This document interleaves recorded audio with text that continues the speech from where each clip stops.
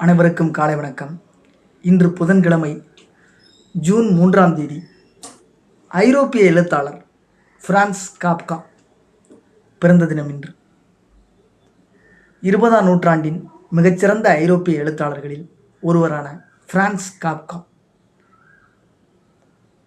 Austria Hungary சாம்ராஜ்யத்தின், அதாவது தற்போதைய செக் குடியரசு நாட்டின் பிராக் நகரில் 1883 காங்கிரஸ் தொடங்குறதுக்கு, இந்திய தேசிய காங்கிரஸ் தொடங்குறதுக்கு, அந்த கட்சி தொடங்குறதுக்கு 2 வருஷத்துக்கு முன்னாடி பிறந்துடுறார். தந்தை கட்டாயப்படுத்தியதால் சட்டம் பயின்றார். கலை இலக்கியமும் பயின்றார். பணக்கார யூத வியாபாரியான தந்தை எதேச்சதிகார மனோபாவம் கொண்டவர். மகனின் படைப்பாற்றல் திறனை அவர் ஊக்குவிக்கவில்லை. இது தன் வாழ்க்கையிலும் எழுத்துகளிலும் ஆழமான தாக்கத்தை ஏற்படுத்தியது.